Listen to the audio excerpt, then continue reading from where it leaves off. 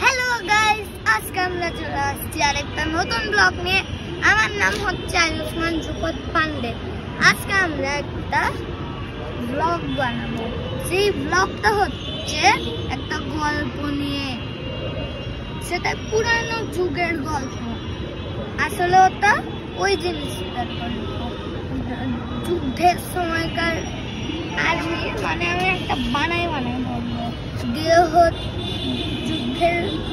যুদ্ধের আর্মি আর হচ্ছে ভূতের বাড়ি, যে বাড়িতে ভূত থাকে। তাহলে চলো কথা হচ্ছে না বলে ব্লগ শুরু করা যাক। এক দেশে একটা রাজা ছিল। সেই রাজাটা হচ্ছে আর্মি ছিল। দিয়ে হচ্ছে মারামারি করতে যে একদিন চলে গেছে ওই যে ভূতের বাড়িতে। দিয়ে যাওয়ার পর ওই বাড়িতে তো ভূত থাকে। সেই ভূতটা ওকে ধরে ফেলছে। ওখানে থাকতো দুইটা ভূত। এরপরে হচ্ছে রাজা একা যায়, আর্মিতে যতজন মানুষ থাকে সবাই হলো এক ঝামেলা। সেই ঝামেলাটা হচ্ছে সবাই তো দেখে ভয় পায়।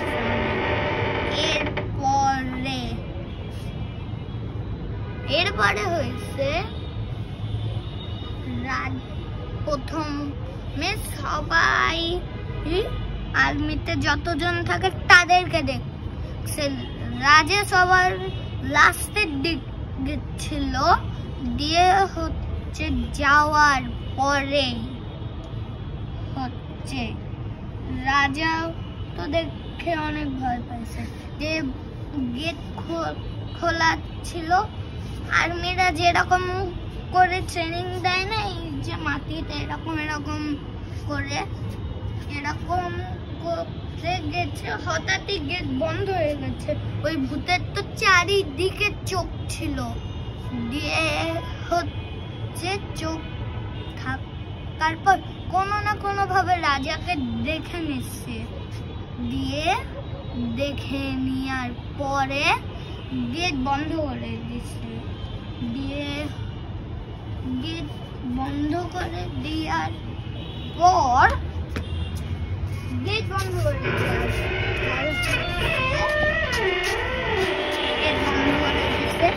দিয়ে রাজা গেট কলা ধরছে এরকম দিয়ে ধরে উঁচু করছে। দিয়ে বলছে এভাবে, তুই কেন আসছিস এখানে? তুই জানোস না এখানে যারা আছে তারা যার জীবনেও যাইতে পারে না। রাজা এরপর রাজা এত জোরে মাটিতে ছুঁড়ে ফেলছে যে রাজা পুরাই শেষ। দিয়ে হচ্ছে আরেকটা ভূত আসছে। সেই ভূতটার হাত অনেক লম্বা। যত লম্বা ততটা বল।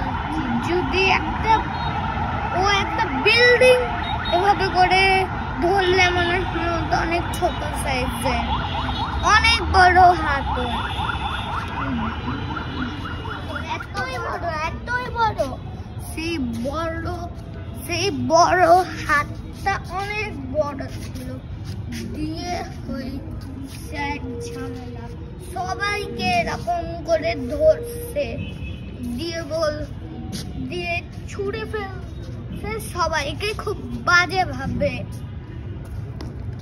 এরপর এরকম করতে করতে শয়তানরা তো বেঁচেই ছিল, উল্টা আর্মিরাই মরে গেছে। আমরা ভূতের গল্প বলছি ছাদে। তাই তোমরা ভয় পেও না। যদি তোমরা সাহসী হও তাহলে একা দেখতে পারবা। যদি না হও, তুমি তোমার মা বাবার সাথে দেখতে পারো, মানে বড়দের সাথেই দেখতে পারো তোমরা।